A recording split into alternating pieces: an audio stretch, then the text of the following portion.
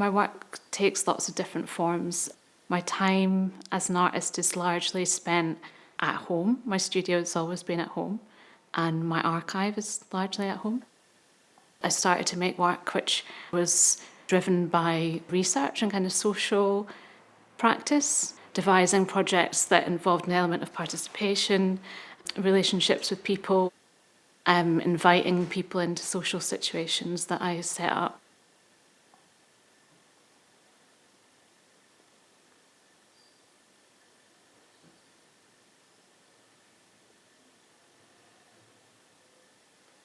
So it was really through my own work as an artist that I got really interested in history and sort of hierarchies of knowledge production.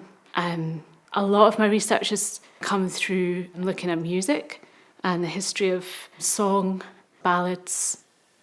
So the work takes lots of different forms, and I'm often working in response to particular sites or contexts. And I think of the works as being almost like cases in themselves. So I work on this kind of project-focused, case-by-case way of researching, but then all those projects intersect. Some of the projects are ongoing. I started a project in 2003, 2004 called A Jukebox of People Trying to Change the World. And that's a work that, when I started it, I thought it was a one-off work. It was a music archive of politically motivated music. It's a work that I've shown a lot, and it's constantly evolving and changing and growing, and I set rules within it. I quite enjoy having the rules. There's a limit. It can only hold physically 2,000 songs, and I have these rules that I don't have any more than 2 songs by the same artist, and I try to keep as wide a range of genres and things as possible, so I don't want taste to come into it. Sometimes people are quite shocked when they actually experience it in like a museum, as the content isn't necessarily pleasant to listen to. It's not nice music, a lot of it. I often research through archives. I spend a lot of time in other people's archives or in public archives. Quite a lot of my work's been inspired by archives. So within the archive, there are archives, such as like Did You Kiss the Foot That Kicked You, which I made in 2007. That was really provoked by the release of files through the National Archives, Secret Services, MI5 documents that were declassified in 2006. Files that showed that the folk singer and activist Ewan MacColl had been monitored a large portion of his life because they deemed him to be a dangerously creative activist.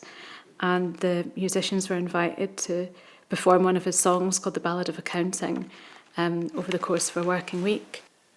It involved working with a very large group of buskers and street musicians. And I developed a close kind of relationship with one of the buskers, a man called Fang, who'd busked on the streets for many, many years, but he used to be in various bands and so on in the 70s. But very sadly, he died quite a few years ago now, but he left me some things in his will, some of his artwork.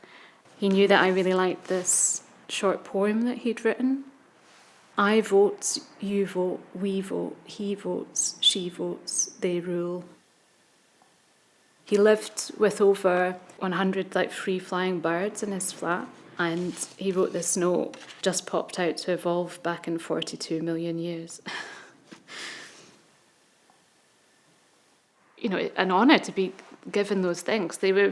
Some of the things were very beautiful. It was 2 very beautiful drawings that he left to me. But there was also, when he was alive, I also had a sense of that he was this very extraordinarily creative person. It's often, with someone I've collaborated with on one thing, I'll suddenly, I'll have these ongoing relationships with them. I know the types of archives that are my favourites. I don't get excited looking through a sort of dry catalogue and a list of materials. I'd much rather be in there with the things, smelling everything, touching everything. A lot of the time I'm much more interested in objects that exist on the periphery of the projects rather than the project documentation, the official documentation, the photographs and things. Obviously that stuff's important, but sometimes when you get an object you can just hold in your hands, it's like it's one little element that's left over from something. I think those are the things that I'm most interested in that archive.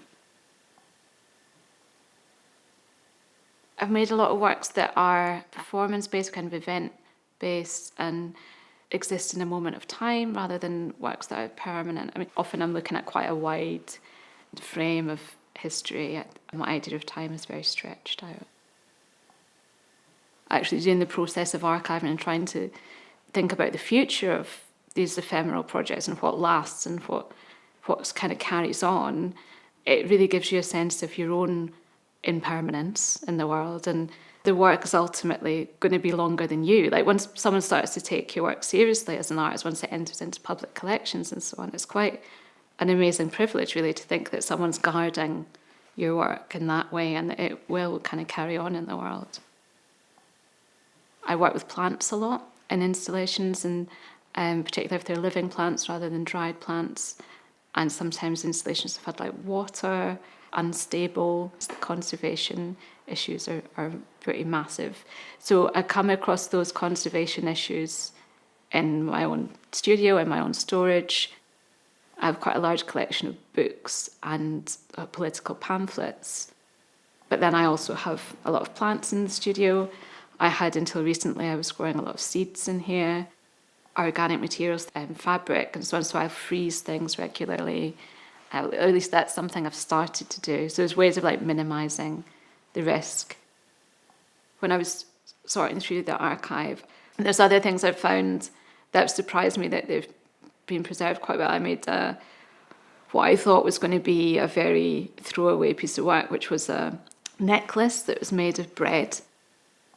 Strikers in Dundee in like 1911, like child labourers had gone on a strike from the jute mills there, and the ringleader, who was known as the lassie with the green felt hat, wore a loaf of what's called a half loaf in Scotland, tied round her neck. And I found this really like evocative, this description of someone who was doing this very kind of performative and a public protest. I wanted to recreate a bread necklace, and it actually took me a surprisingly long time to come up with a bread necklace that wasn't like pretty, that I liked the look of, and this was the solution. But it amazed me that it has survived the test of time, because I coated it in PVA glue, having like hollowed it out. You know, that's in the archive now, and it's like completely solid, preserved. It's like it's made of plastic. It's stable. I mean, you can't obviously keep all your research, because a lot of the research that I do is based in sort of interaction with people and, you know, discussions with people, and there's often a sense of like serendipity about it. It may be something that someone's mentioned to me years ago and it suddenly sparks something. But then my notes and things like that I do keep. You know, I've kept all my notebooks going right back to art school. It's pretty much always collaborative. I very, very rarely make anything alone. You know, even if it's a print, I'm often working with a typographer or a printmaker. And, you know, a lot of my work takes inspiration from people who you may think of like throughout history are perhaps more kind of marginalised voices, so voices that have been kind of lost to history. So, you know, it's not just created by the singular voice, it's created by the sort of multitude, and everyone has a part to play in that kind of creation. You know, within the projects, a lot of the time there's, you know, relationships that build up with people, with collaborators, with participants. There's a certain degree of, you know, trust that's placed within you. Yeah, there's that sort of sense of like responsibility towards those people who've taken part in the project. But, you know, like with any kind of project, there's a whole, you know, ethical kind of set of concerns that come up. Thinking about sort of timelines a lot, but also the sort of collapse of timelines, and time is something that's very elastic but also kind of resistant. I've worked with clocks a lot. The clock as a sort of sculptural object is something that reoccurs, but thinking about the clock as a sort of metaphor for a system that's so, like a system that's so kind of deeply ingrained in the way that we think and the way that we live, that we don't really question it. The process of archiving's been pretty immense, really. I mean, it's not something that I'd necessarily carve out time for. You've got commitments, I've got children, it's like there's a lot going on. There's points in the past where I've tried to organise things, but never to this degree. But sometimes the content, because I'm such a kind of collector of things through works, it can be quite overwhelming. You're the expert on all this stuff, and it's only you who knows how important that one little post-it note with a little quote on it is, So it's finding those little kind of jewels, that you kind of frame everything and like hang everything around that. So I think archiving's almost been a bit like that for each project. It's finding those things and then knowing where to stop as well.